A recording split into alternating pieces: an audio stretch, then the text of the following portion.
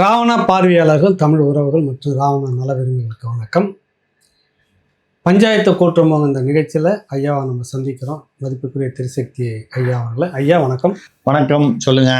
இன்னைக்கு ஒரு துயரம் சுமந்த ஒரு நாளோட முன்னாடி நிற்கிறோம். நம்ம இனப்படுகொலை ஈழ மண்ணில் நடந்து இது 17ஆம் ஆண்டு நினைவு நாள். மேல் 18 ஒரு இதுவும் உலகம் முழுக்க கஞ்சி தண்ணி கொடுக்க ஆரம்பிச்சிருக்காங்க. அது ஆனால் அந்த கடைசி காலகட்டத்தில் அதுதான் உணவு, எல்லாருக்குமே தண்ணி தான் குடிச்சிருக்காங்க. கஞ்சி காய்ச்சி அந்த தண்ணி தான் எல்லாருமே குடிச்சிருக்காங்க. உலகம் முழுக்க இருக்கிற கட்டமைப்புகளும் இதுதான். இந்த கஞ்சி தண்ணி குடிக்கிற அந்த நிகழ்ச்சியாகவே நடத்துகிறாங்க. எல்லாருக்கும் கப்பலில் நின்று வாங்கி குடிப்பாங்க. அதன் மூலமாக என்ன எடுத்துக்கிறாங்கன்னா, இந்த நாளை நம்ம மறந்துடக்கூடாது, நமக்கு துரோகம் பண்ணவங்களாம் யார் அப்படின்றதையும் மறந்துடக்கூடாதுன்ற அரசியல் இருக்குது. அந்த இலக்கை எற்ற வரைக்கும் அரசியல் வழியில் இனி போராடணும். அந்த ஒரு சபதத்தை தான் அந்த வலி நிறைந்த அந்த நாளில் எடுப்பாங்க. தமிழ்நாட்டில் பார்த்தோம்னாக்கா யார் வலியை கொடுத்தாங்க அப்படின்றது நம்ம நாட்டுக்கு எல்லாருக்குமே தெரியும். மே 18 அதை மறக்கவே முடியாது. இனத்துரோகி அப்படின்னு வைகோவால் கடுமையாக சாடப்பட்டவர் கருணாநிதி, திமுக.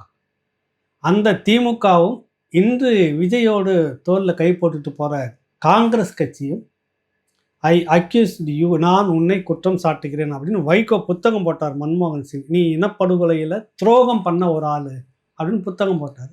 திருமாவளவனும் ஒரு நிகழ்ச்சியில் இனி எந்த காலகட்டத்திலையும் காங்கிரஸோடு ஒட்டு இல்லை, உறவு இல்லை அப்படின்ட்டு, ஆனால் அவங்க கூடவே ட்ராவல் பண்ணிட்டு இருந்த இதெல்லாம் இன்றைக்கி நம்ம ரீகால் பண்ணணும், இந்த உலக புலமையர்ந்த தமிழ் மக்கள் அப்படின்றத பற்றி. அதற்காக இந்த நாளை, இந்த வலி சுமந்த அந்த நாளை, இந்த நினைவை தனியாக நிகழ்ச்சி பண்ணுறேன் நான். இருந்தாலும் இதில் உங்களை வச்சுக்கிட்டு பேசணுன்றதுக்காக இந்த நிகழ்ச்சி பேசல. இது அதாவது வரலாற்றில் ஒரு தமிழர்களுக்கு துரோகம் செய்த கருப்பு பக்கம் அது. இதை வேற யாரோ செஞ்சாங்க, காங்கிரஸ் செஞ்சாங்க, அவங்க செஞ்சாங்க, இவங்க செஞ்சாங்க, அது சரின்னு நான் சொல்லலை. துரோகம் தான். ஆனால் தமிழ்நாட்டில் இருந்து கொண்டே அப்போ வைகோ, அந்த வைகோ, இப்ப இருக்கிற வைகோ வேற. இதுல ரெண்டு வைகோ பாருங்க. ஒரு சீரியஸான விஷயத்தை கூட நம்ம இப்படி பேச வேண்டியிருக்கு. அந்த வைகோ வேற. அந்த வைகோ மேல அந்த அவருக்காக தீக்குளித்தவர்களுடைய ஆவியும் ஆன்மாவும் அவருக்கு மனசாட்சியாக இருந்தது. அந்த போட்டோ ரூபத்தில் அவர் வீட்டில் மாட்டியிருந்தார். இப்போ போட்டோவெல்லாம் கழட்டி உள்ள வச்சுட்டார். அதாவது மனசாட்சியை கழட்டி உள்ள வச்சுட்டார். இப்போ இருக்கிற வைகோ வேற. நீங்கள் உடனே அது வைகோன்னா இது வேற ஏதாவது அதுக்கு ரைமிங்காக வர மாதிரி எதையாவது நான் சொன்னேன்னு சொல்லிடாதீங்க. நான் அப்படி சொல்லலை. இப்போ அவர் மனநிலை மாறி இருக்கிறார்னு சொல்கிறேனே தவிர வேற விதமாக நான் ஒன்றும் சொல்லலை. நான் அவர் வைகோன்னா யாரோ இங்கே ஒரு சைக்கோன்னு சொன்னாருன்னு தேவையில்லாமல் சொல்லிடுவாங்க. நம்ம அது ஒரு மூத்த தலைவர் அப்படி சொல்ல மாட்டோம். நம்ம இது கிண்டல் பண்ணுறதுக்காக சொல்ல. இப்படிப்பட்ட வைகோ அப்போ உணர்வுபூர்வமாக தெரிவித்திருக்கிறார். எரிமலையா வெடிச்சாரு. ஒரு உண்மையிலேயே நான் சொல்றது வரலாற்றில் கருப்பு பக்கங்கள்னு சொல்றது என்னன்னா, ஒரு தமிழனுக்கு துரோகம் செய்தது அப்படிங்கிறது தொப்புள் கொடி உறவுன்னு சொல்லிக்கிட்டு அரைநாள் மெரினால 2 பக்கமும் ஏர் கூலர் வச்சுக்கிட்டு அது நம்ம நடத்தின நாடகம் போர் நின்று போச்சுன்னு ஏர் கூலரும் உலகமே பார்த்தது. அந்த ஏர் கூலர்லாம் உலகம் பார்த்த ஏர் கூலர் போராட்டத்தை, உண்ணாவிரத போராட்டம், அரை நாள் உண்ணாவிரத போராட்டத்தை எல்லாம் பார்த்து உலகம், இதெல்லாம் வரலாற்றின் கரை படிந்த பக்கங்கள். அந்த நாள் இன்னைக்கு அந்த துக்க நாள். தமிழன் என்னைக்குமே அந்த துரோகத்தை மறக்கக்கூடாது என்பதற்கான ஒரு அடையாள நாள்.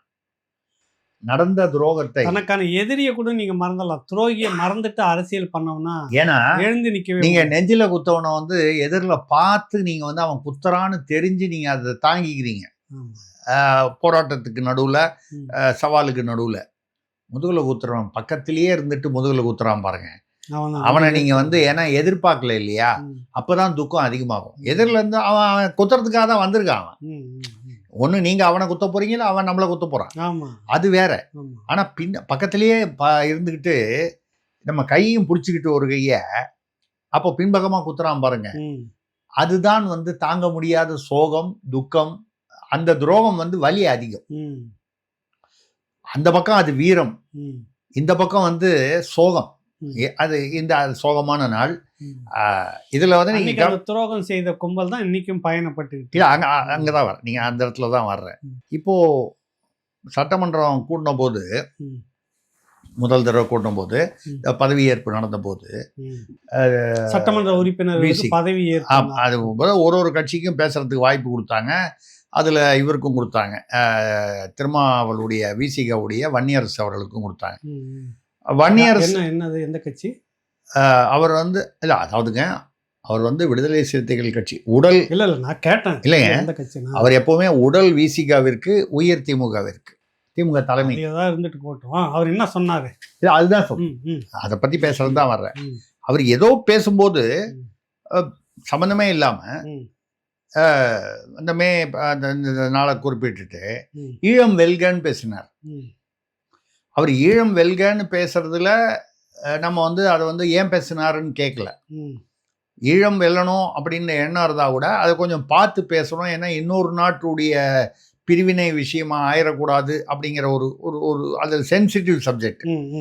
அதை நம்ம சட்டமன்றத்தில் பேசும்போது அது ஒரு சர்வதேச லெவல்லையோ இல்லை வேறு நாட்டுக்கோ ஒரு ஒரு சங்கடத்தை ஏற்படுத்தலாம், இதனால் ஒரு சில சங்கடங்கள் ஏற்படலாம். நம்ம வந்து ஈழம் பேசக்கூடாதுன்னு சொல்ல, சட்டமன்றத்தில் அதை பதிவு செய்வது வந்து அது சரியா என்ற கேள்வி. அது கூட ஒரு பெரிய விஷயம் இல்லை. ஈழம் வெல்கனா ஈழ தமிழர்கள் வெல்கன்னு சொல்லலாம், பிரிவினைன்னு பேசினாருன்னு அதை வந்து எடுத்துக்க வேண்டிய அவசியம் இல்லை, எடுத்துக்க வேண்டிய அவசியம் இல்லைன்னு நான் சொல்றேன். ஆனால் யார் பேசுறது? நீங்க யாரு இப்ப ஆதரிச்சுக்கிட்டு இருக்காங்க? இல்ல இல்ல, முதல்ல வந்து இதை பார்ப்போம்.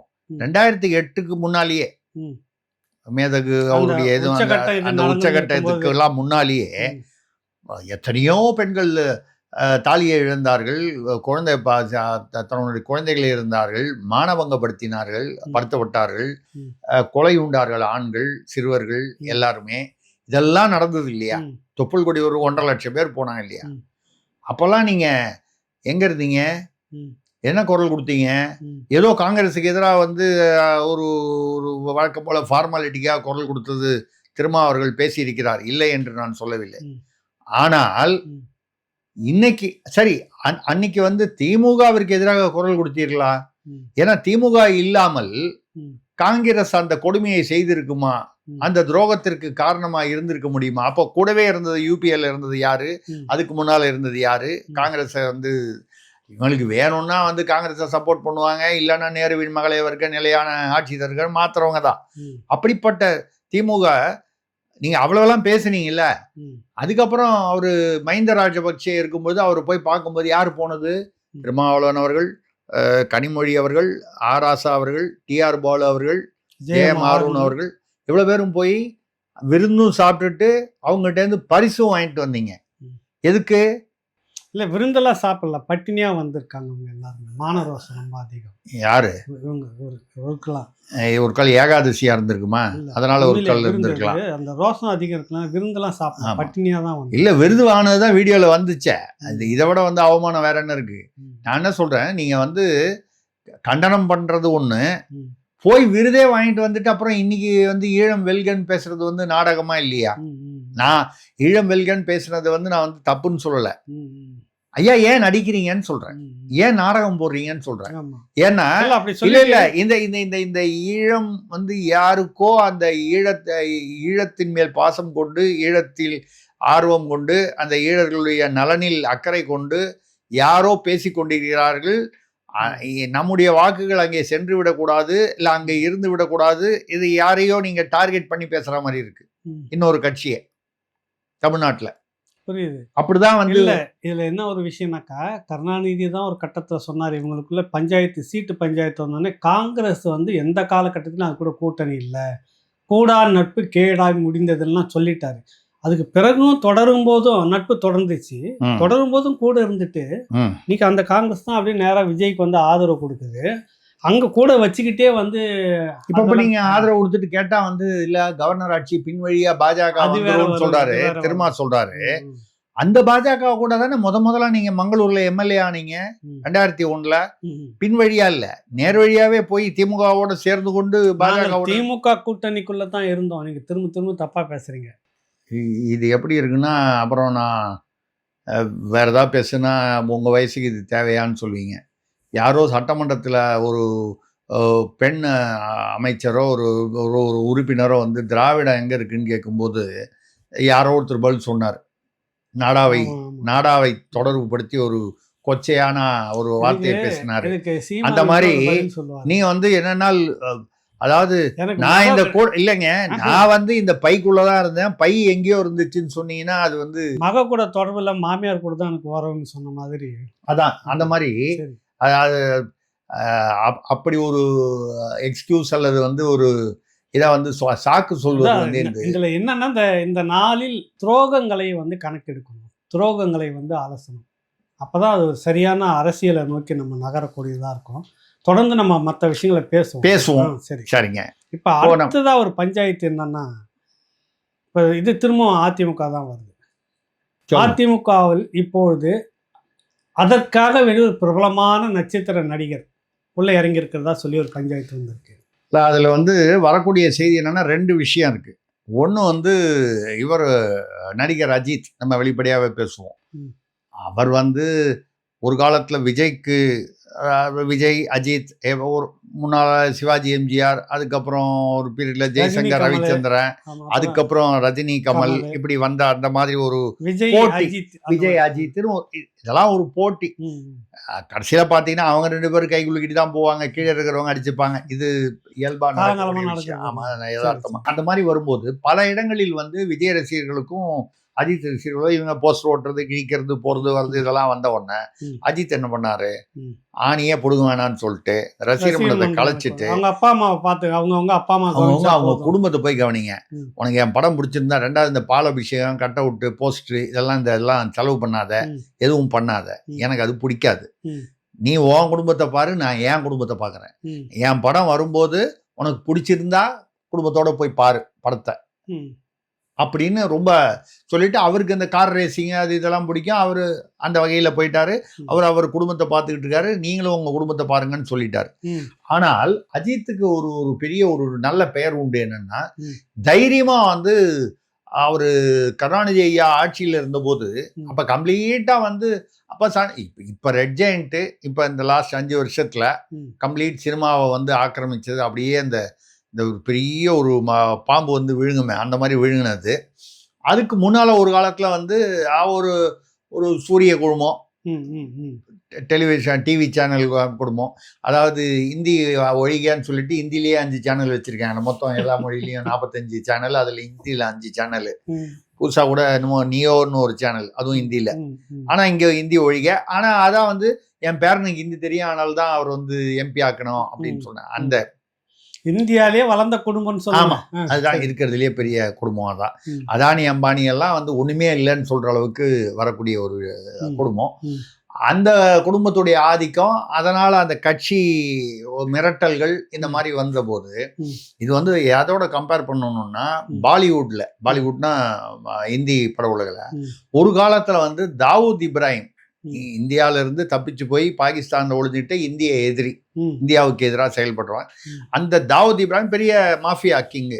அவனும் அவனோட சோட்டா ராஜன், சோட்டா ஷக்கீல் அவங்க ஆட்சி மூலமா பாலிவுட்ல எல்லா நடிகர், நடிகை, படம் எடுக்கிறவன், தயாரிப்பாளர், இயக்குனர் எல்லாரும் அவனை கேட்காம எதுவுமே பண்ண முடியாது.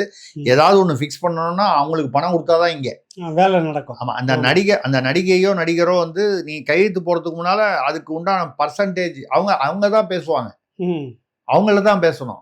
எங்க பாகிஸ்தான்ல உட்காந்துட்டு அங்கேருந்து ரிமோட் கண்ட்ரோல் பண்ற தாவூத் இப்ராஹிம் ஆட்கள்கிட்ட தான் இங்க நடிக்கலாமா, இவருடைய படத்துல அப்படி நடிக்கலாமான்னு இந்தியாவில் உள்ளவர்கள் நடிகர்கள் பாலிவுட்ல பேசணும். அது மாதிரி ஒரு கிட்டத்தட்ட நிலைமையை தமிழ்நாட்டில் வந்து முதலா கொண்டு வந்தது அந்த குழுமம். அதுக்கப்புறம் இப்ப வந்தது.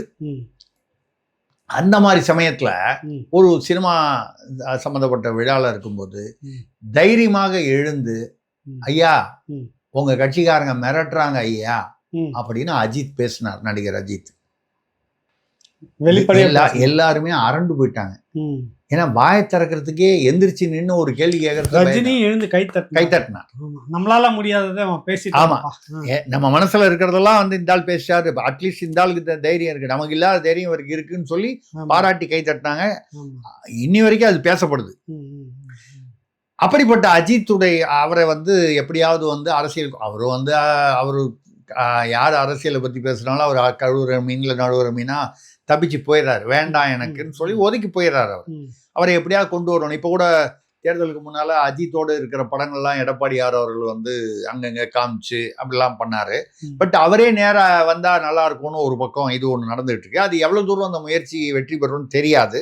ஏன்னா அஜித்தை புரிந்து கொண்டவர்கள் அவர் வரமாட்டார் என்று எதிர்பார்க்கலாம். ஒன்று.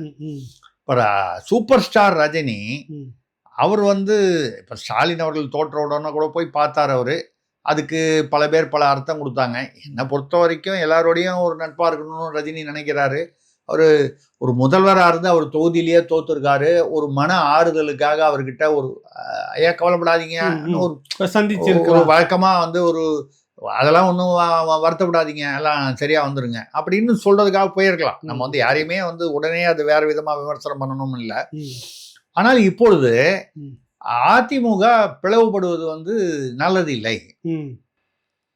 நான் எப்பவுமே ஒரு ஆரோக்கியமான அரசியல் நானே நிறைய பேசியிருக்கேன். எப்பவுமே போட்டி இருக்கணும். எந்த கட்சியுமே 3-4 பாஜக உட்பட நான் துரோகம் இருக்கக்கூடாது. எதுலையும் போட்டி இருக்கணும். போட்டி இருக்கணும். போட்டி வேற, துரோகம் வேற. அந்த மாதிரி வரும்போது இந்த கட்சி ஜெயலலிதா அவர்களால், அதற்கு முன்னால் புரட்சி தலைவர் எம்ஜிஆர் அவர்களால் அந்த உருவாக்கப்பட்ட கட்சி அப்படி பீஸ் பீஸாக உடஞ்சிடக்கூடாது.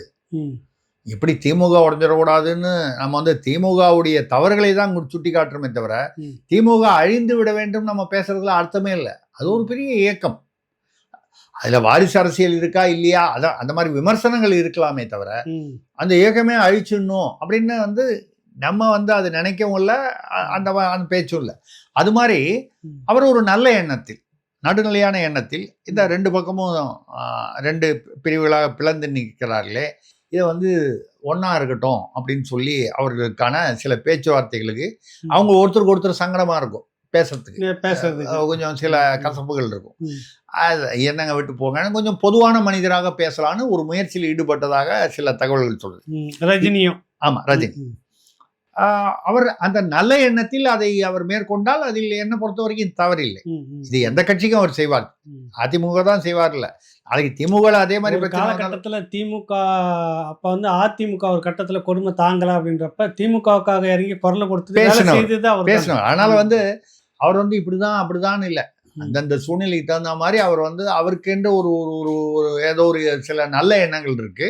அந்த நல்ல எண்ணங்கள் அது இந்த கால அரசியலுக்கு சரிபடவில்லை என்பதனால்தான் அவர் அரசியலுக்கு வரல, அது வேற விஷயம். ஆனால் இப்போ அதிமுகல இருந்து ஒன்று பேசப்படுது. இது எவ்வளவு தூரம் வந்து நடக்கும்? ஏன்னா ரஜினியுடைய ஏற்கனவே அவர் பலமுறை தயக்கம் காட்டி இறுதியாக வரல, கட்சி ஆரம்பிக்கலன்னு முடிவு பண்ணவர்.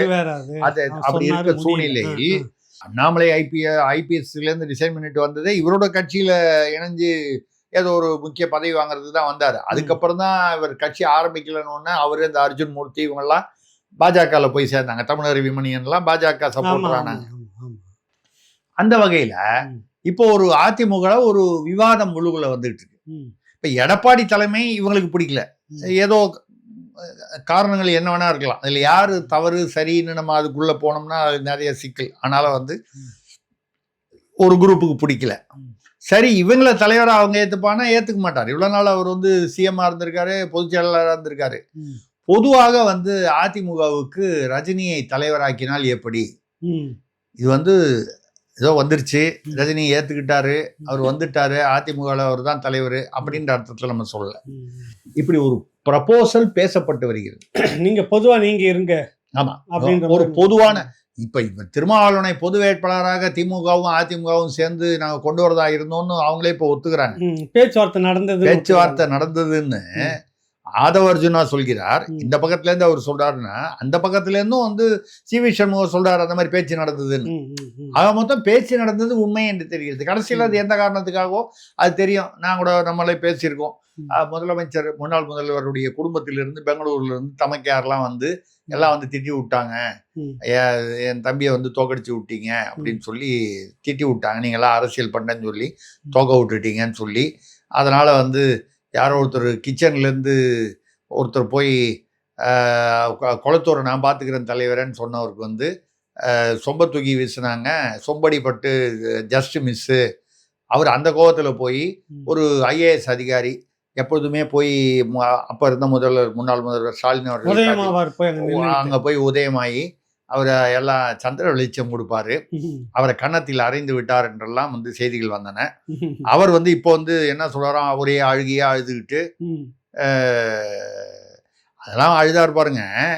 அங்க போய் இந்த பூத் கேப்சரிங் பண்றதுக்கு அந்த சினோரா அசோக் என்ற தாவேகா வேட்பாளரை வந்து போய் இவரே வந்து வீடியோவில் தெரியுது, இப்போ 4 தடவை குத்தனார் இந்த இதுல செல்போனால ஒரு கிட்டத்தட்ட ஒரு அடிதடி மாதிரி கலாட்டா மாதிரி நடந்தது.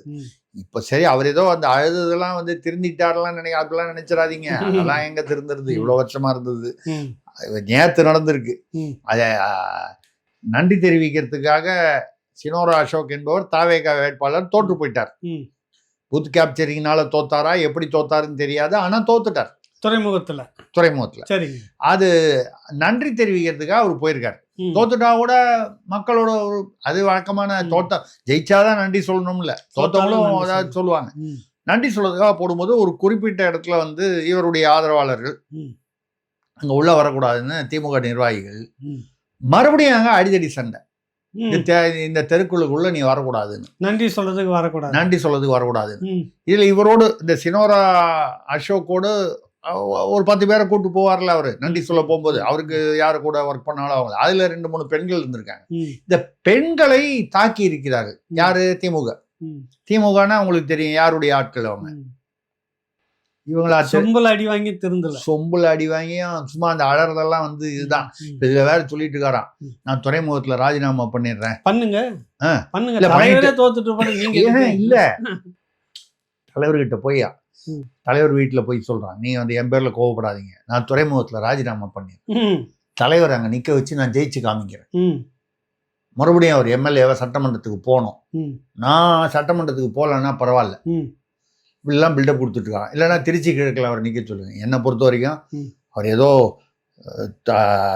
தோற்கடிக்கப்பட்டார், தோற்றுவிட்டார் என்பது, அதுவும் தோற்றது யார்கிட்ட தோற்றுருக்காருன்னா சேகர்பாபுவோட கூடவே இருந்து திமுகவிலிருந்து வெளியே போய் அதிமுக போய் அந்த வந்து சேகர்பாபுக்கு என்னெல்லாம் பெருமை இருக்கோ அந்த பெருமைக்கு கொஞ்சம் கூட குறைச்சல் இல்லாத பூர்வீக பெருமை கொண்டார் இந்த VS பாபு. அவரிடம் தோற்றி விட்டார். என்னை பொறுத்த வரைக்கும் இதுக்கப்புறம் வந்து அவர் மெதுவாக அரசியல் ஓய்வுன்னு இல்லைன்னா கூட எதிர்கட்சி தானே, தலைவரா இருந்துட்டு சட்டமன்ற தலைவரா வந்து கட்சியை வளர்க்கறதுக்கு இப்ப கூட 36 பேர் கொண்ட ஒரு குழு ஒண்ணு ஏன் வந்து தோத்துதுன்னு ஆய்வு பண்ணதுக்காக போட்டுக்காரு. கட்சியுடைய நிர்வாகத்தில் அவர் வந்து கவனம் செலுத்தலாம். நாம வந்து அவர் திருப்பி வரக்கூடாதுன்னு சொல்லல, இந்த மாதிரி ஆட்களை நம்பி வந்து மறுபடியும் அசிங்கப்படக்கூடாதுன்றதுக்காக சொல்றோம். எச்சரிக்கையோட அது எச்சரிக்கையா இருங்க. ஒரு தடவை பண்ணது 2வது தடவை ஆச்சுன்னா ரொம்ப அசிங்கமா போயிடும்ல, அந்த மாதிரி ஒரு சூழ்நிலையில சொல்றோம். இப்ப அந்த ரஜினி மேட்டருக்கு என்ன வரும்னா, ப்ரப்போசல் என்னமோ நல்ல ப்ரப்போசல் மாதிரி தான் தெரியுது, ஆனால் அது எவ்வளவு தூரம் ஒர்க் அவுட் ஆகும்னு தெரியல. ரஜினி ஏன்னா அவருக்கு வந்து அரசியல் சூட் ஆகலைங்கிறதுனாலதான் ஒதுங்கினாரு. நீங்க ஏற்கனவே ஒரே கட்சியா இருக்கும் போதே பிரச்சனை, இத்தனை பிரச்சனைகளுக்கு நடுவுல இதை ஒட்ட வச்சதுக்கு அப்புறம் அதுக்கு தலைவரா வந்து வச்சு கடைசியில மறுபடியும் அது ஓட்டலன்னு வைங்க, இவரை குத்தம் சொல்லிட்டு ஈஸியா வந்து இவரை வந்து பலிகடை ஆக்கி விட்டு போய் விடுவார்கள். அதனால ரஜினி அதை ஏற்றுக்கொள்ள மாட்டார் என்றுதான் நம்ம வந்து கருதுறோம். இது ஒரு பஞ்சாயத்து. அஜித் கூட என்ன பேச்சு அதிமுக இல்ல, அது விஜய்னு வரும்போது எதிர்பக்கம் அஜித் இருந்தால் அது அஜித்தை கட்சிக்குள்ள கொண்டு வர மாதிரி கொண்டு வரதுக்கு அவங்க முயற்சி பண்றாங்க. என்னுடைய கணிப்புல அது சாத்தியம் இல்லை என்பது என்னுடைய கருத்து. ஏன்னா அஜித்துடைய அவருடைய குணநலன், அவருடைய அந்த எண்ண போக்குகள் நம்ம இது வரைக்கும் நம்ம புரிஞ்சு வச்சிருக்கிறதுல அதற்கு வாய்ப்பு இல்லை. 2வது என்னுடைய இதுல வந்து கருத்துல வந்து இது தவறான அணுகுமுறைன்னு கூட சொல்லுவேன். ரஜினி வந்து ஒருங்கிணைப்பதற்கோ ஒற்றுமை ஏற்படுவதற்கோ உதவி செய்யறதுல யார் வேணாலும் செய்யலாம், ரஜினி உட்பட யார் வேணாலும் செய்யலாம். ஆனால் இதில் தமாஷ் என்னன்னா, அவர்கள் அதிமுகவுடைய எம்எல்ஏவா இருந்து இப்போ இந்த 25 பேர் ஆதரவு குழுல இருக்கிற மார்ட்டின் குடும்பத்தை, மார்ட்டின் அவர்கள் மனைவி லீமா ரோஸ் அவர்கள் சொல்கிறார்கள், எப்படியும் வந்து அதிமுகவின் ஒற்றுமைக்காக நான் பாடுபடுவேன். பிரச்சனையே அங்கிருந்து தான் ஆரம்பமாச்சு. அவங்க ஒத்துமைக்காக பாடுபடுவேன்னு சொல்றாங்க. பிள்ளையும் கிள்ளி விட்டுட்டு தொட்டிலையும் ஆட்டுற மாதிரி. நான் ஏன் வந்து அந்த இதுன்னா, அது ஏன் அந்த ஒரு சினிமா நடிகரை வந்து அவர் அதுக்கு எதிராக அரசியல் செய்யணும்னா இன்னொரு சினிமா நடிகர் தான் வரணும்னு வந்து ஒரு அப்படி ஒரு கலாச்சாரத்தை கொண்டு வருவது அது தேவையில்லை நினைக்கிறேன். அவர்களாக இயல்பாக அரசியலுக்கு வந்தால் அது வேற விஷயம். இயல்பாக வந்தாங்கன்னா அது வராது. அவங்க இப்போ விஜய் வந்து இப்போ மக்கள் வந்து போய் கூப்பிட்டாங்களா, அவராக வந்தார், ஏதோ ஒரு வகையில் மக்கள் ஒரு சாரார் ஏற்றுக்கொண்டார்கள், அவர் ஏதோ ஒரு வெற்றி பெற்றார், அது அடுத்த விஷயம். ஆனால் இந்த சினிமா நடிகர்கள் தான் வரணும் அப்படின்னு சொல்றது வந்து அது ஒரு வேறு பாதையில் திருப்பி விடுகிறது தமிழ்நாட்டு அரசியல். இதுக்கப்புறம் ஏற்கனவே வந்து நிறைய பேர் வெயிட்டிங் லிஸ்ட்ல இருக்காங்க முதல்வர் ஆகணும்னு. இந்த ஹீரோக்கள்ல மாஸ் ஹீரோக்களோ எனக்கு தெரிஞ்சு 2-3 பேர் வந்து வெயிட்டிங் லிஸ்ட்ல இருக்காங்க. அது விஜய் வெற்றி பெற்றாருன்னா இன்னும் கொஞ்சம் அவங்களுக்கு அந்த அந்த சுவாரஸ்யம் அந்த ஆர்வம் அதிகமாகிறது. நாமளும் ஏன் வரக்கூடாது அப்படின்னு சொல்லி அந்த லைன்ல போறாங்க. பணம் தானே, பணத்தை வந்து கொடுத்து ப்ரொமோஷன் பண்ணாக்கா அதுக்கு இந்த மீடியா சிலது இருக்குது. அதனால வந்து ஆமா அது வந்து இல்ல அது வந்து தவறான பாதை. இந்தியாலேயே வந்து அந்த மாதிரி கட் அவுட்டுக்கு இப்போ கூட வந்து விஜய்க்கு வந்து ஏதோ எவ்வளோ 1000 எவ்வளோ லட்சம் லிட்டர் பால்லாம் வச்சு பால் அபிஷேகம் பண்ணதா வீடியோலாம் வருது. ஆனால் இப்போ வர்ற வீடியோ எதையும் நம்ம நம்ப முடியல. ஏன்னா வந்து ஏஐல கூட வருது. அது உண்மையா இருந்தால் அதெல்லாம் வந்து வேஸ்ட். அதுக்கு பதில் குழந்தைங்களுக்கோ இல்லை வயசானவங்களுக்கோ கொடுத்தா நல்லா. நம்ம பொதுவாக தான் உண்மைதான். அந்த மாதிரி வந்து கட் அவுட்டுக்கு பால் அபிஷேகம் பண்றதை விட குழந்தைங்களுக்கு கொடுங்க, வயசானவங்களுக்கு கொடுங்க, நோயாளிகளுக்கு கொடுங்க, வசதி இல்லாதவங்களுக்கு கொடுங்க. இது ஒரு விதமான ஒரு அரசியல். இதுல நடுவுல பாத்தீங்கன்னா இந்த டாஸ்மாக் இது பண்ணாங்க இல்லையா, ஒரு பஞ்சாயத்து இருக்கு 717 கடை. அது கூட இந்த ரீல்ஸ் அந்த அம்மாவை பார்த்தா பேசணும். இப்ப அந்த டாஸ்மாக் சங்க ஊழியர் சங்க தலைவர் வந்து அவர் வந்து நீங்க இப்படி பண்ணீங்கன்னா நாங்க வந்து அவருடைய ஆதங்கம் சரியானது. அவர் என்ன சொல்றாருன்னா 3500 பேருக்கு வேலை போயிடுச்சு 717 கடையில, இவங்களுக்கு ஏதாவது ஒரு மாற்று ஏற்பாடு பண்ணணும். நீங்க நியாயமான விஷயம். அந்த குடும்பத்துல வேற எங்க காலியா இருக்கு எடுத்து போடுங்க, வேற துறையில போடுங்கன்னு சொல்றேன். அது நியாயமான விஷயம். கொஞ்சம் அவர் மிரட்டல் துணியில வந்து இல்லைன்னா நாங்க இப்படி பண்ணலன்னா நாங்க 4000 கடையை மூடிடுவோம், அப்புறம் உங்களுக்கு எப்படி வருமானம் வரும்னு கேட்கிறாரு. சரி, அவருடைய வார்த்தைகளில் வந்து கொஞ்சம் அரசு ஊழியர்கள் அவங்க எல்லாம் அது வருமானத்தை கொடுக்கக்கூடிய ஒரு துறையா இருக்கிறாங்க, ஏன் அப்படி கேட்கக்கூடாது? அதாவது இல்ல அவர் வந்து அழுத்தம் தருகிறார். நீங்க வந்து அவர் வந்து இப்படி பேசியிருக்க கூடாது, அப்படி பேசியிருக்க கூடாதுன்னா 770 கடையை 717 கடைகள்ல முழுசும் அந்த கடைகளை வந்து அப்புறப்படுத்த போறது இல்லை. அதுக்கு இணையாக மற்ற இடத்துல கொடுத்துருவாங்க. திமுகவும் சௌமியா அன்புமணி சட்டமன்றத்திலே பேசுறாங்க. நீங்க வந்து இது வந்து மூடுறது பெருசு இல்லை, ஆனா ஒரு டாஸ்மாக் கடையை மூடிட்டு 10 சந்து கடையை நீங்க அனுமதிச்சீங்கன்னா திறக்க கூட இல்ல, அனுமதிச்சீங்கனாலே அந்த அர்த்தமே இல்லாம போயிடும் அப்படின்னு சொல்லி திமுகவிலையும் 500 கடைகளை மூடன்னு தான் பெருமை பேசிக்கிட்டாங்க. ஆனா அதை விட பல மடங்கு வந்துட்டு தனியாருக்கு இல்லைங்க. அதுக்கு அதுல உங்களுக்கு அந்த கதையை டெக்னிக்கலா பாத்தீங்கன்னா FL1 FL2 எலைட் எல்லாம் இருக்கு. நைட்லாம் போனீங்கன்னா இன்னொரு 50 ரூபா கூட வரும், 80 ரூபா கூட வரும். அதுல வந்து ஏர் கண்டிஷன் போட்டிருப்பான். இந்த மாதிரி வந்து ஆக நீங்க இங்க விற்கிறதுக்கு பதிலாக வேற இடங்கள்ல விற்கிற மாதிரி வந்துடக்கூடாது அப்படின்னு சொல்றதுல நியாயம் இருக்கு. இந்த தொழிலாளர்கள் பாதிக்கப்படுகிறார்கள் என்பது நியாயமான விஷயம். சரி, எனக்கு என்னன்னா நீங்க ஒரு நல்ல அரசு அப்படின்னா இந்த சாராய வருமானத்தை எதிர்பார்க்காதீங்க, சுத்தமா நிறுத்திருங்க. ஒரு 10,000 பேர் இருக்குமா ஊழியர்கள், வேற இடத்துல எடுத்து போடுங்க, போட்டுட்டு நிரந்தரமா வேற மாற்று வழி என்னன்னு யோசிங்க. அதானே நல்லா. உங்களுக்கு எவ்வளவு கிண்டல், உங்களுக்கு எவ்வளவு கிண்டல். எனக்கு எங்களை ரோட்ல முன்னாள் நாங்க 6 முறை தமிழ்நாட்டை ஆண்ட கட்சி எங்களை தெருவில் நிக்க வைக்கணும்னு உங்களுக்கு வந்து இப்படி ஒரு கங்கணம் கட்டிட்டு இருக்கீங்களே. 11 சாராய ஆலை எங்க ஆட்கள் தான் நடத்துறாங்க. எல்லாத்தையும் மூடிட்டா நாங்களாம் வந்து வருமானத்தை வேற மாநிலத்துல வித்துக்குங்க. அங்கெல்லாம் அனுப்புறீங்கல்ல, அனுப்புது வேற மாநிலத்துல அனுப்புங்க, ஏற்றுமதி. என்னதான் இருந்தாலும் சொந்த மாநிலத்துல தமிழர்களை மதுப்பிரியர்களா ஆக்கணும். அமைச்சர் மாநிலத்துல தாலியா இருக்கணும். ஏங்க தமிழ்நாட்டுல வந்து அப்புறம் யாருமே வேலைக்கே வரமாட்டாங்க. அமைச்சர் முத்துசாமி சொன்னாரா இல்லையா, காலையில 8 மணிக்கு அவன் வந்து வேலைக்கு போகும்போது வீரன் சரக்கு குடிச்சிட்டு போனாதான் அவனுக்கு வந்து எனர்ஜி. அது வந்து எனர்ஜி ட்ரிங்க். அப்போ கூட நம்ம பேசணும். சரி, அவங்கெல்லாம் அப்படி வேலைக்கு போகும்போது வராங்க, அமைச்சர்கள்லாம் அதே மாதிரி தான் வராங்களா அப்படிங்கிறது உழைப்பாளர்களுக்கு சொல்லும்போது அமைச்சர்களும் உழைப்பாளர்கள் தானே, இப்போ அவங்களும் அப்படிதான் வராங்களா அப்படின்றது ஒரு கேள்வி வந்தது. அந்த மாதிரி இருக்கும்போது நீங்க பாட்டில் எல்லாத்தையும் மூடுன்னு சொல்லிட்டா வருஷத்துக்கு கிட்டத்தட்ட 10 லட்சம் கோடி, அதாவது டாஸ்மாக்கு 50,000 55,000 கோடி தான் வருமானம் அரசுக்கு தான் வருது. அரசுக்கு. அதை விட அவங்களுக்கு 8 லட்சம் 10 லட்சம் கோடி வருது லாபம். லாபம். ம். இது இல்ல, டர்ன் ஓவர் இல்ல, ம். வருமானம், அதாவது லாபம். ம். அதை போய் நீங்க கெடுக்க சொன்னீங்கன்னா அது எப்படி ஒத்துப்பாங்க? அதை எப்படி விடுவாங்க? ம். அதுல ரெண்டாவது, ம். இப்போ இருக்கிறவங்கலாம் வந்து இப்போ ஏற்கனவே நம்ம பேசியிருக்கோம், யாரோ நடுன்னு இருக்காரு, ம். அவர்லாம் வந்து திமுகவோட ஸ்லீப்பர் செல்லு தான். அவர் முன்னால வந்து பேனாவோட இருந்தாரு, பென்சிலோட இருந்தாரு, ம். அப்படிலாம் சொல்லுவாங்க. ம். அப்படி இருக்கும்போது அவரெல்லாம் விட்டுருவாரா? இப்போ கூட சனாதன ஒழிப்பை பத்தி பேசும்போது ம். அவர் என்ன சொல்லியிருக்காருன்னா, ம். அந்த நெடுநெடு ம். நாங்க நிழல் முதல்வர் அவர் என்ன சொல்றாரு, ம். நாங்களும் வந்து உதயநிதி சொல்றாரு, இது எல்லா மதத்திலையும் வந்து ஏற்றத்தாழ்வு இருக்கு, நான் இந்து மதத்தை மட்டும் குறி வச்சு அப்ப சொல்லலைன்னு சட்டமன்றத்தில் பேசினதை விளக்கம் கொடுக்குறாரு. ம். அப்படியா இருந்தா நீங்க வந்து சாதிகள் வந்து கிறிஸ்தவ மதத்திலும் இருக்கிறது, இஸ்லாமிய மதத்திலும் இருக்கிறது, அதை பத்தி இது வரைக்கும் பேசினதே இல்லை. ம். அப்ப அந்த சந்தேகம் வருது. ம். அந்த மேடையில முதல்ல 2 வருஷம் முன்னால அவர் பேசும்போது அந்த வழக்கு 13 மாநிலத்துல இருக்க, அப்ப ஆசிரியர் ஐயா வீரமணி பக்கத்துல உட்கார்ந்து சனாதனம் என்றால் இந்து தர்மம்னு பேசினாரு மைக்ல. ம். அப்போ உதயநிதியும் கேட்டுக்கிட்டு இருந்தாரு. பிரச்சனை இப்ப அது இல்ல. ம். உதயநிதிக்கு ஆதவ அர்ஜுனா சப்பக்கட்டு அதான் கட்டுறாரா அங்கதான் வரேன். அப்படின்னு அண்ணாமலை அறிக்கை கொடுக்கு. இல்ல அந்த இடத்துக்கு தான் வர்றேன். ம். அப்படி பேசும்பொழுது ம். உதயநிதி அதுதான் சொன்னேன், ம். ஸ்லீப்பர் செல்னு இப்ப புரியுதா உங்களுக்கு? ம். ம். ஏன் அந்த வார்த்தை சொன்னேன்னு? ம்.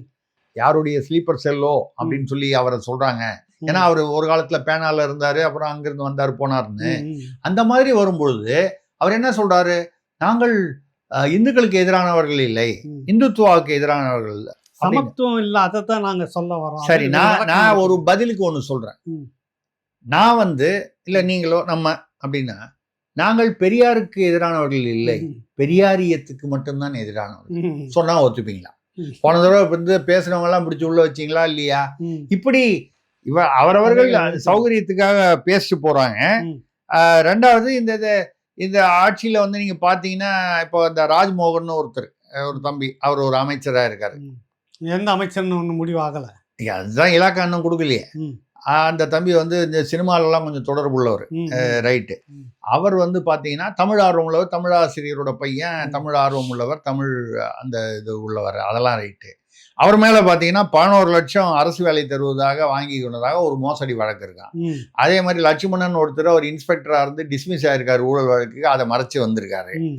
அப்புறம் இந்த மாதிரி நிறைய 41 பேர் வந்து தாவேகால வந்து கிரிமினல் வழக்குகள் உள்ளவர்கள், அதுல 19 வந்து கொடுங்குற்றம். ம். இப்படியெல்லாம் நடந்துகிட்டு இருக்கு. எது நடந்தாலும் இங்க பாருங்க, ம். இப்ப நிக்கி என் பாக்கெட்டுக்கு வந்து ஒரு 500 வந்து பாக்ஸ் வந்து ஸ்வீட் பாக்ஸ் வருது.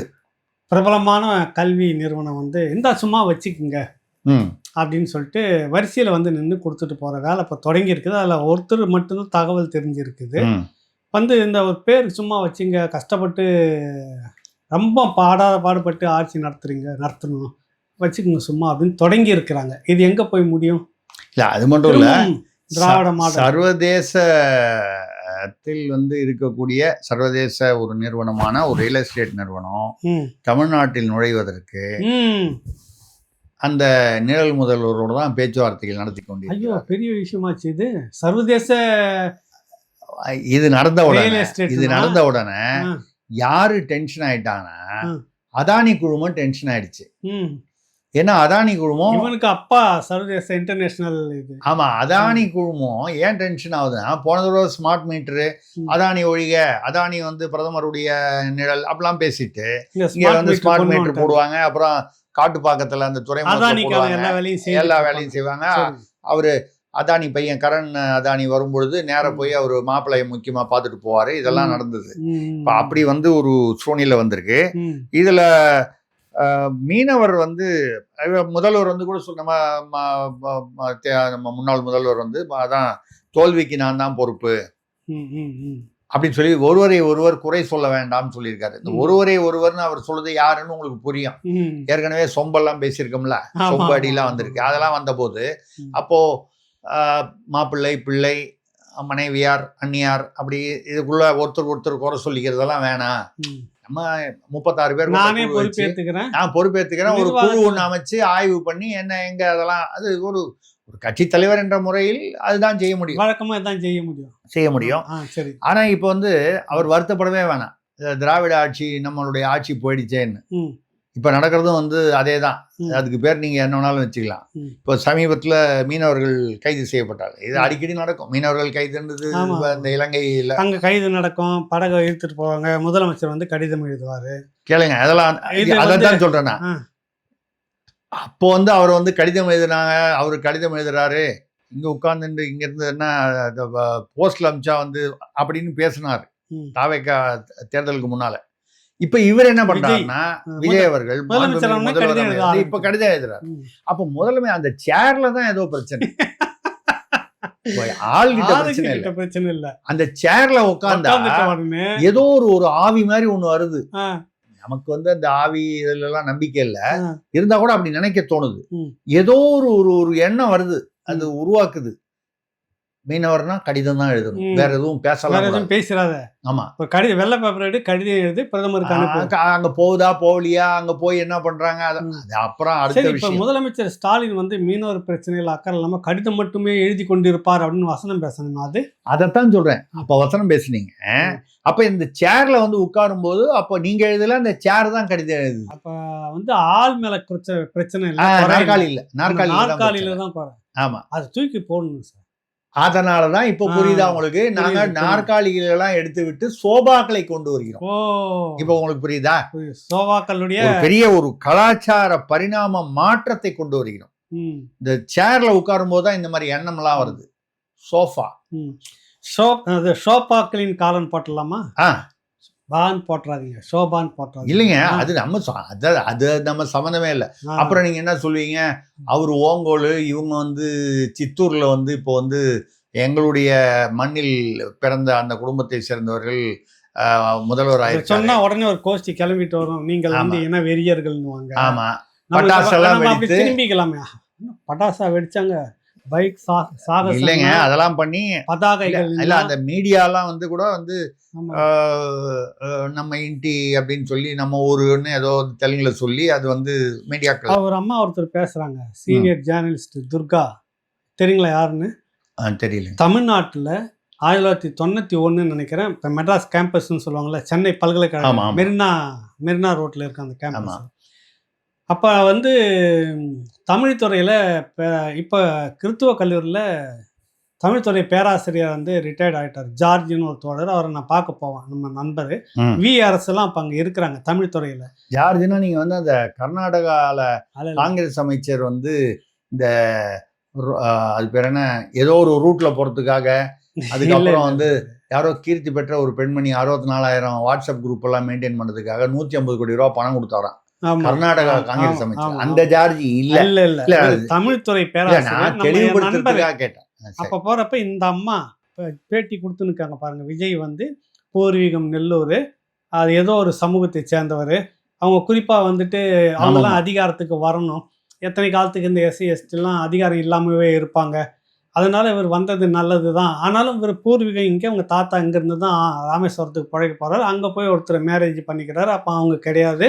அதுக்கு பிறகு வந்துட்டு அவர் அப்பா அது 2வது ஒரு திருமணம் பண்ணுறாரு, அவர் தான் இப்போ இருக்கக்கூடிய விஜய் அம்மா சோபா. அவங்களும் தெலுங்கு பிராமணர்கள். ஆமாம், அப்படிலாம் நிறைய கதையை சொல்கிறாங்க. அவங்க இங்கே அந்த சென்னை பல்கலைக்கழகத்தில் தெலுங்கு கிளாசிக்கலை பற்றி பிஹெச்டி பண்ணுறதுக்கு இங்கே தான் இருந்தாங்க, இங்கே தான் படித்தாங்க. இல்ல, அது உங்களுக்கு நம்ம வந்து என்ன சொல்றோம்னா, நம்ம பொறுத்த வரைக்கும் தமிழ்நாடு அவங்க உண்மையா பேசி இல்லைங்க, அவங்க வகையில அதை கொண்டாடிக்கிறாங்க.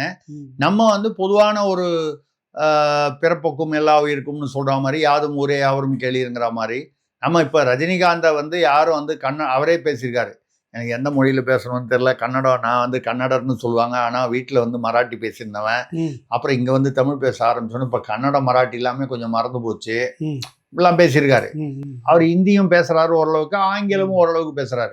எந்த மொழியில பேசுறோம்னு தெரியல, ஆனா எல்லாத்தையும் விட தமிழ் தான் சரளமா வருது, இயல்பா ஏன்னா இங்கதான் இருக்காரு அவர்.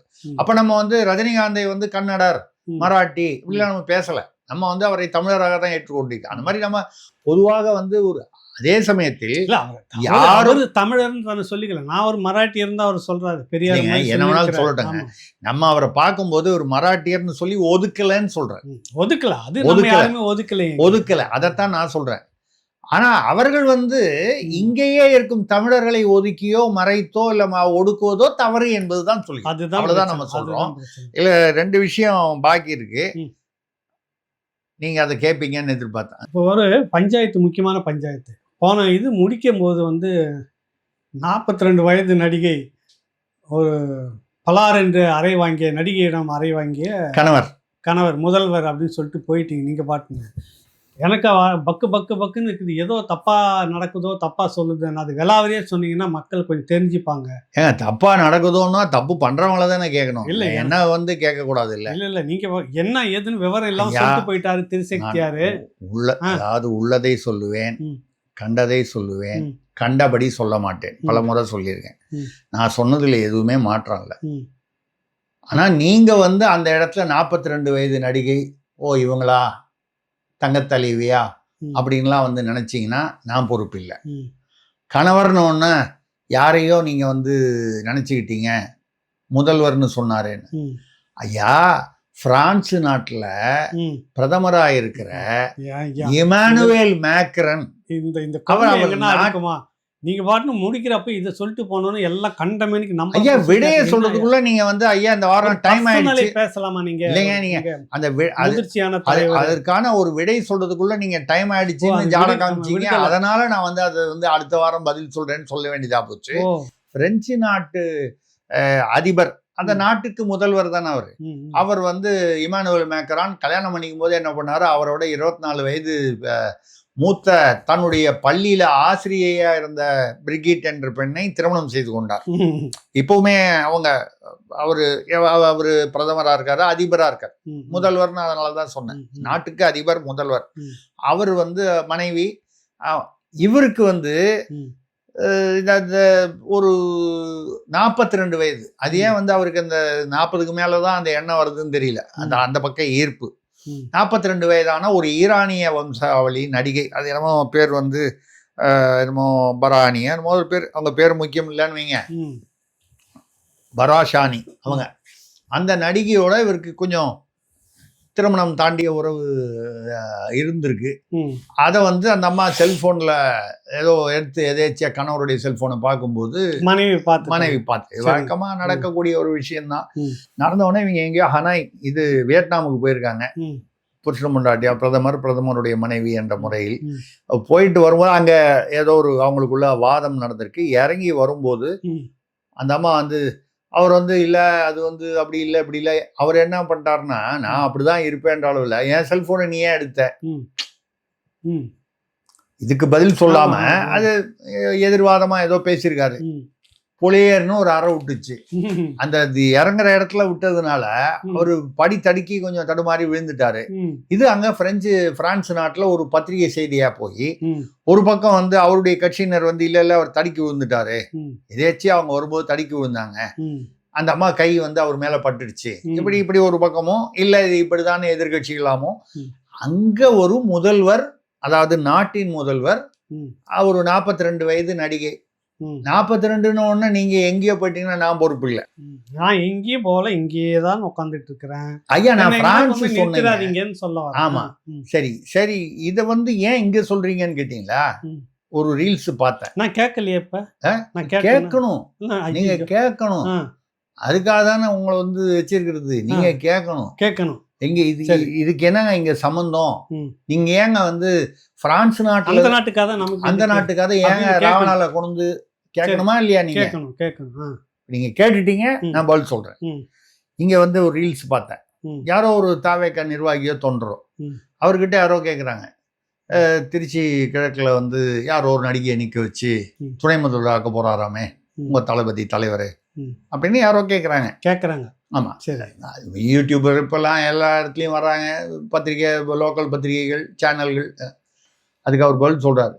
ஆனால் உங்களுக்கு என்ன, அதான் அவங்க விஷயம் இல்ல அந்த பதில மட்டும் சொல்லி முடிச்சிருவோம் நம்ம. அதுதான் சுவாரஸ்யம். பல்லு இருக்கு, பகோடா திங்கிறாரு. சரி, யாருக்கு? எங்க தலைவருக்கு பல்லு பல்லு இருக்கு. இருக்கு, பக்கோடா திங்கிறாரு. ம். என்ன பக்கோடான்னா நமக்கு புரியும், நமக்கு இதெல்லாம் புரிய மாட்டேங்குது, அது விட்டுருங்க. சரி. அடுத்தது ம். எங்க தலைவருக்கு 36 பல்லு. ம். உண்மையிலேயே 36 பல்லு இருந்தால் மியூசியத்தில் தான் வைக்கணும். ம். எல்லாருக்கும் 32 பல்லு தான் ஆமா, மேக்சிமம். ஆமா. அப்படி இருக்கும்போது எங்க தலைவருக்கு 36 பல்லு. உள்ள போய் எண்ணி பார்த்துருக்காங்க. இல்லைங்க, 2043 சட்டசபை தொகுதி இருக்குன்னு சொன்னவர் ஒருத்தர் வந்து திருத்தணியில வேட்பாளராக இருந்தார். எம்எல்ஏ ஆயிட்டாரா இல்லையான்னு தெரியல. தெரியாம வளரி இருக்கலாம், பேசலாம், வாய் தவறி கூட சொல்லியிருக்கலாம். அந்த மாதிரி இருக்கக்கூடிய ஒரு சூழ்நிலையில எங்க தலைவர், அதாவது ஒரு மனுஷனுக்கு பல்லு 32 தான்ன்றது பள்ளிக்கூடத்திலேயே 36ன்னு ஏதோ சொல்லிட்டாரு. சொல்லிட்டு அடுத்தது என்ன சொல்லிட்டாருன்னா, எங்க தங்க தலைவி நாங்க நிக்க வைப்போம், அவங்க துணை முதல்வரானா என்ன தப்புன்னு கேட்டாரு. அது கரெக்ட் தான். என்ன தப்பு? நாட்டுக்கு அதால என்ன எல்லாம் நடந்திருக்குது. இது இல்லைங்க, நான் எதனால இதை சொல்றேன்னா, இந்த பிரான்ஸ் நாட்டுல இருக்கிறவங்களுக்கு தெரியல, இந்த எதிர்கட்சிகளுக்கோ இல்ல மற்றவங்களுக்கோ இல்ல பத்திரிகைக்காரங்களுக்கோ இந்த அந்த ஆளுங்கட்சி மேக்ரானுடைய கட்சிக்கோ தெரியல. அவன் இதே மாதிரி சொல்ல வேண்டியதானே, யோ எங்க பிரதமருக்கு பல் இருக்கு, பக்கோடா திங்கிறாருன்னு சொல்லியிருக்கலாமா இல்லையா? சொன்னா வேலை முடிஞ்சு போச்சு இல்ல. நம்ம யாராவது வந்து பக்கோடா ஏன் திங்கிறாருன்னு தெரியல. எங்க தமிழ்நாட்டுல இந்த மாதிரிலாம் பழமொழி இருக்குது. இப்ப இல்லைங்க, இப்ப இந்த உதாரணத்தை நீங்க வந்து சர்வதேச லெவல்ல கொண்டு போனீங்கன்னா சர்வதேசத்துக்கு இந்த கலாச்சாரம் பரவும் இல்ல. தமிழர் கலாச்சாரம் சர்வதேசத்துக்கு பரவும். இது தமிழரா திராவிட, சரி நம்ம அதுக்குள்ள போக வேண்டாம். ஏதோ ஒண்ணு தமிழ்நாட்டில் இருக்கக்கூடிய கலாச்சாரம், தமிழர் கலாச்சாரம் நம்ம சொல்ல வேணாம். அப்படி வந்து இதுதான் வந்து போன தடவை விடுகதைக்கான முடிவு இதுதான். நீங்க பாட்டு இஷ்டத்துக்கு இழுத்து விட்டு போறீங்க ஏழ்றிய. இது வந்து பக்குவப்பட்ட கட்சி திமுக அதிமுகவது யோசிப்பான் நம்மளை திட்டுறதுக்கும் படியேறி வர்றதுக்கும். என்ன சொல்றீங்க? பக்கோடா கட்சியா? இல்லைங்க, பக்குவப்பட்ட, ஓ சாரி, என் காதுல சரியா வரல. நீங்க பக்குவப்பட்ட கட்சின்னு சொன்னது என் காதுல பக்கோடா கட்சின்னு. ஓரளவுக்கு கொஞ்சம் யோசிச்சுட்டு அப்புறமா ரவுடிசம் பண்ணாமலாம் இருக்க மாட்டாங்க, கொஞ்சம் யோசிச்சு பண்ணுவாங்க. இந்த கோஷ்டிங்க நீங்க சொல்ற மாதிரி பக்கோடா கட்சி இருக்குல்ல, பக்குவப்பட்ட கட்சி. இந்த பக்கோடா இருக்குது. இவங்க இப்போவே ஒரு கடையில் போயிட்டு எடுத்து அடித்து எல்லாத்தையும் நொறுக்கி சூறையிட்டு மாமூல் எங்களுக்கு தரலன்னா நடக்கிறதே வேறு, நாங்கன்னா அவ்வளோ இழைச்ச கட்சியாக நாங்கள் வந்துட்டோம் இல்லை அப்படின்னு பெரிய இல்லை. இந்த இடத்துல நகைச்சுவையை தாண்டி இந்த மாதிரி ஒரு இதை தாண்டி நான் வந்து சீரியஸாக முதல்வர், மாண்புமிகு முதல்வர் விஜய் அவர்களுக்கு ஒரு குடிமகன் என்ற முறையிலும், ஒரு அவரை விட வயதிலும் அனுபவத்திலும் மூத்தவன் என்ற முறையிலும், ஒரு மீடியா என்ற முறையில், ஐயா இந்த மாதிரி வந்து புஜிமா உன் இடத்துல வந்து போன தடவை பேசணும், சிஎம் அந்த சேரில் இன்னும் கொஞ்சம் இடம் இருக்குது, நான் வந்து உட்கார்ந்துக்கலாமா? யாரோ ஒரு பெண், திருமணமான பெண், இந்த மாதிரிலாம் வந்து ஒரு கொச்சையாக கலாச்சார சீரழிவு போல் வந்து ரீல்ஸ் எல்லாம் போடுறாங்க, ஆரத்தி காமிக்கிறாங்க, குலவையிடுறாங்க ஒரு டிவியில் பார்த்து.